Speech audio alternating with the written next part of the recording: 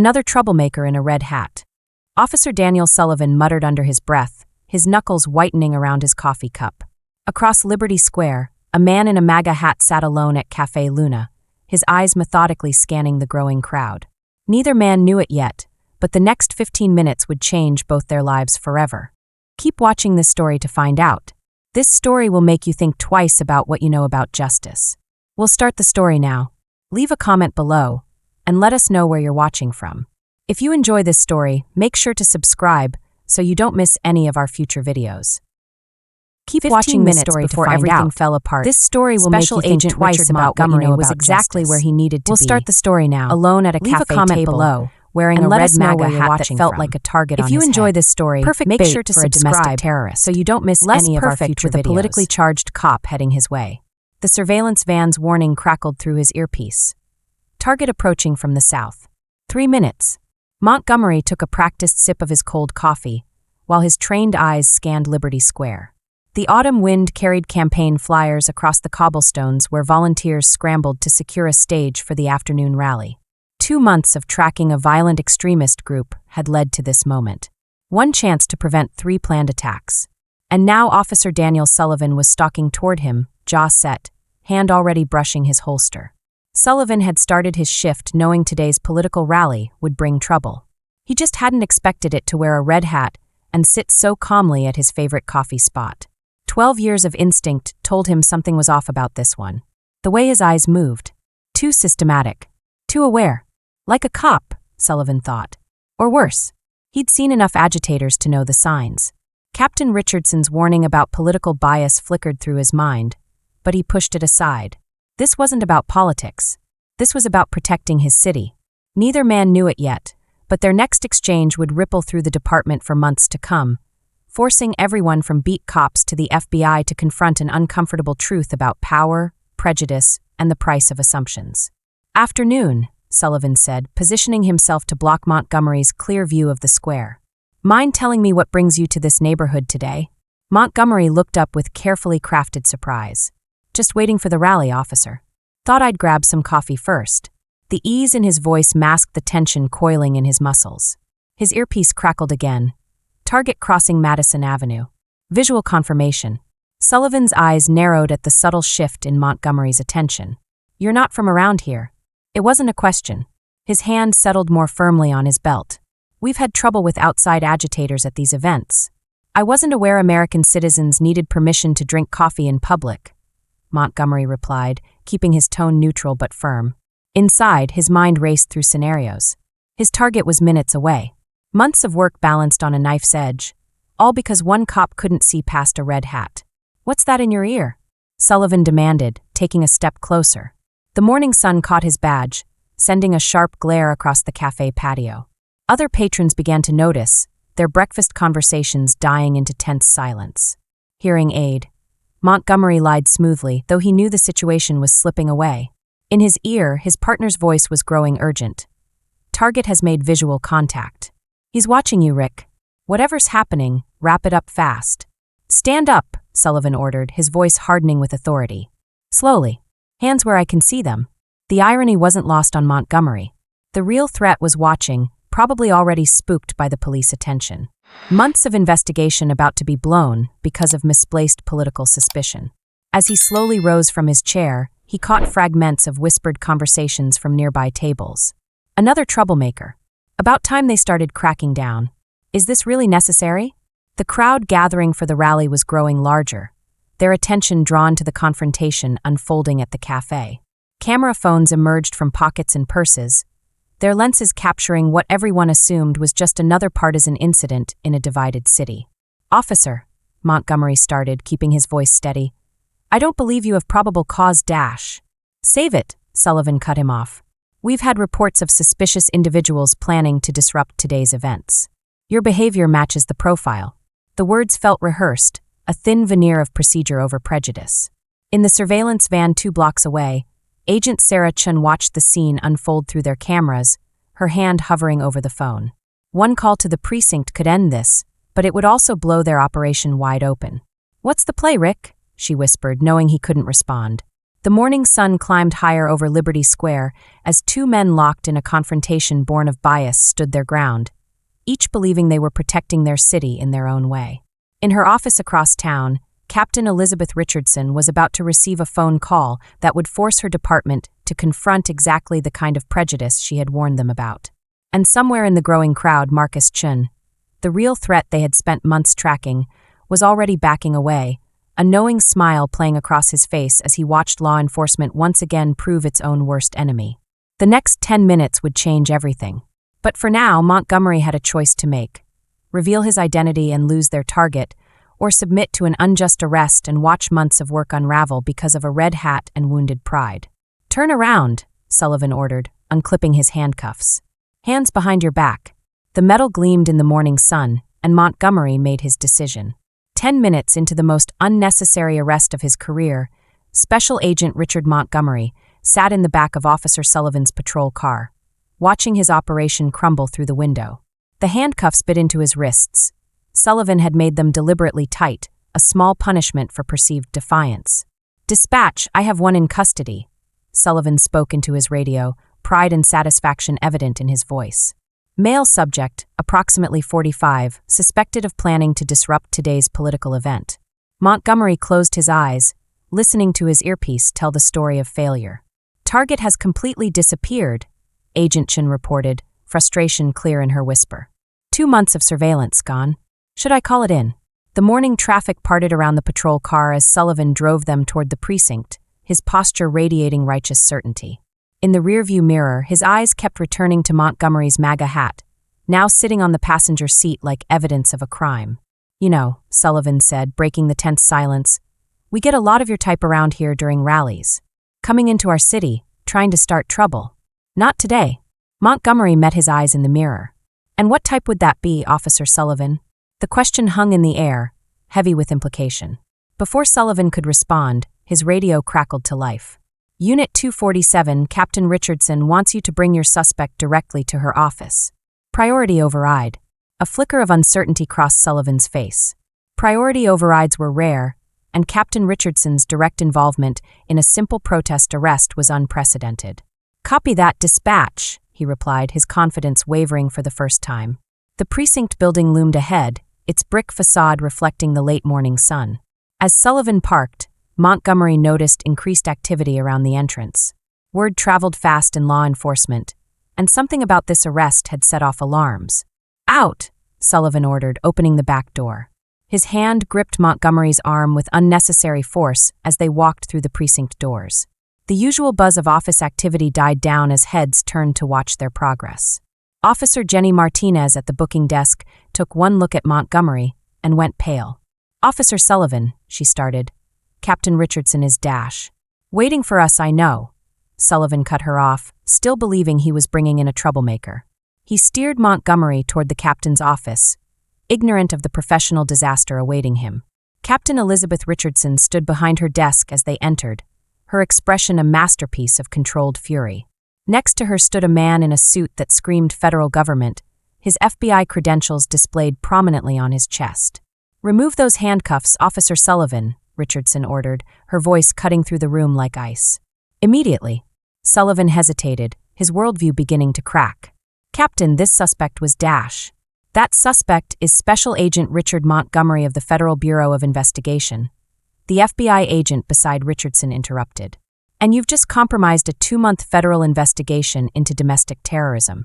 The color drained from Sullivan's face as he fumbled with the handcuff keys. Montgomery rubbed his wrists as the cuffs fell away, maintaining his professional composure despite the situation. "Captain Richardson." Montgomery spoke for the first time since entering the office, his voice carrying the weight of federal authority. "I apologize for the confusion, but we have a bigger problem. Our target was on site when Officer Sullivan initiated contact. We've lost him." Richardson's gaze could have frozen fire. "Officer Sullivan, wait outside. We'll discuss your actions shortly." As Sullivan moved to leave, she added, "And Daniel? Leave your badge on my desk." The door closed behind Sullivan with a soft click that sounded like the end of a career. In the sudden silence, Montgomery straightened his suit jacket, all pretense of the troublemaker gone. "We had Marcus Chun," he explained to Richardson. 2 months of work getting close to his organization. He was supposed to make contact today, right before your officer decided a red hat was probable cause for arrest. Richardson sank into her chair, the full implications hitting her. Marcus Chin? The same Chin linked to 3 planned attacks on political rallies. The same, Montgomery confirmed. And now he knows we were watching. We've lost our best chance to prevent those attacks. Outside the office, Sullivan leaned against the wall, his world collapsing around him. Through the door, he could hear them discussing the consequences of his actions, not just for his career, but for the lives his bias may have put at risk. His badge sat on Richardson's desk, catching the light from her window. In its reflection, Sullivan saw everything he had worked for, everything he had believed about himself as an officer, shatter under the weight of his own prejudice. The afternoon sun slanted through Captain Richardson's office windows, casting long shadows across faces that carried the weight of consequence. For Special Agent Montgomery, it was the shadow of a failed operation. For Captain Richardson, the shadow of institutional failure. And for Officer Daniel Sullivan, waiting outside, it was the shadow of everything he'd lost in a moment of prejudice. 23 minutes, Montgomery said, breaking the tense silence. That's how long Sullivan detained me. 23 minutes that gave Marcus Chin everything he needed to disappear. He placed a file on Richardson's desk, surveillance photos spilling across the polished wood. And now 3 political rallies in 3 cities are at risk. Richardson picked up one of the photos, Chen's face captured in crisp detail, a reminder of what they'd lost. Tell me about him, she said, her voice carrying the edge of someone preparing for battle. Marcus Chen, Montgomery began, pacing the office. Former military intelligence, expert in crowd psychology and chaos theory. He doesn't just disrupt rallies. He engineers violence, turns communities against themselves. We've tracked him through 6 states, always one step behind the bloodshed. The weight of those words hung in the air as Richardson pressed the intercom. Send Officer Sullivan, Indiana. Sullivan entered, his face a mask of professional ruin. Without his badge, his uniform seemed to hang differently on his frame, as if authority itself had physical weight. Sit down, Daniel, Richardson ordered, her tone softening slightly. It's time you understood exactly what your actions have cost us. Montgomery activated a small projector, and the wall filled with footage from previous rallies. Peaceful protests erupting into violence. Communities torn apart. First responders overwhelmed. This is Chen's work, Montgomery explained, his voice clinical. He studies a community's fault lines, their political tensions. Then he exploits them, using people's biases against them. He paused the footage on a particularly chaotic scene. Just like he used yours, Officer Sullivan. Sullivan's hands gripped his knees, knuckles white. I was trying to protect Dash. You were protecting nothing, Richardson cut in. You were indulging your prejudices, and a terrorist used that against us. Against you. Against everything that badge is supposed to represent. A knock at the door interrupted them. Agent Chen entered, her face grim. We've got movement, she reported. Chen's organization just booked flights to 3 cities hosting rallies next week. Phoenix, Atlanta, Detroit. Montgomery's jaw tightened. He's accelerating his timeline. Because of what happened here, he knows we're close. He'll want to act before we can re-establish surveillance. Sullivan stood abruptly, his chair scraping against the floor. Let me help, he blurted out. This is my fault. Let me make it right. The room fell silent. Richardson and Montgomery exchanged looks that carried years of law enforcement experience. Sit down, Officer Sullivan, Montgomery said finally. Tell me exactly what you saw this morning. Every detail. Even the ones you think don't matter. Especially those. As Sullivan began to speak, describing his observations with newfound clarity stripped of prejudice, something shifted in the room. This wasn't redemption. Not yet. But it was a beginning. Richardson watched her officer, seeing him truly for perhaps the first time.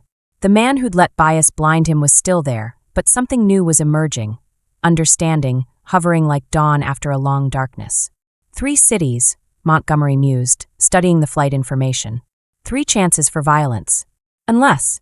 He turned to Sullivan, calculation replacing recrimination in his eyes. You saw through my cover. Not because of the hat, but because of my behavior. What exactly made you suspicious? Sullivan straightened, professional training overtaking shame. Your situational awareness. The way you watched the crowd. Systematic scanning, just like we're taught. No ordinary civilian does that. Montgomery nodded, a plan forming.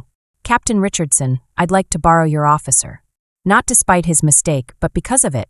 He knows exactly what to look for now, and more importantly, he knows exactly what not to. Outside the precinct, the afternoon crowds had thinned, the morning's drama forgotten by all but those in that office. But across 3 cities, the real work was just beginning. A test of whether law enforcement could overcome its prejudices before those same prejudices became weapons in the hands of those they sought to stop. Sullivan looked at his badge, still lying on Richardson's desk. He didn't reach for it. Not yet. First, he had to prove he understood the difference between protecting his community and letting bias endanger it. "Tell me about Phoenix," he said, turning to Montgomery. "Tell me everything." 3 days after the Liberty Square incident, the joint FBI police task force gathered in a secure operations room. The screens lining the walls displayed surveillance feeds from 3 cities, each counting down to potential chaos. Special Agent Montgomery stood at the center, his MAGA hat replaced by tactical gear. "Our window is narrow," Montgomery addressed the assembled team. "Chun believes he's forced us to spread our resources thin across 3 cities. What he doesn't know is that his attempt to exploit Officer Sullivan's bias has given us something invaluable, a pattern." Sullivan sat quietly in the back, his badge still absent, but his presence crucial. The past 72 hours had transformed him. Every waking moment spent analyzing surveillance footage, recognizing the same prejudices he'd harbored reflected in the faces of Chen's targeted recruits. "Phoenix rally starts in 6 hours, Agent Chen announced, her fingers dancing across a keyboard. Facial recognition has picked up 3 of Chen's known associates entering the city.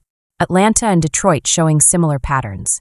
Captain Richardson stepped forward, her authority filling the room. "This operation is about more than catching a terrorist. It's about proving that law enforcement can overcome the very biases Chen weaponizes against us."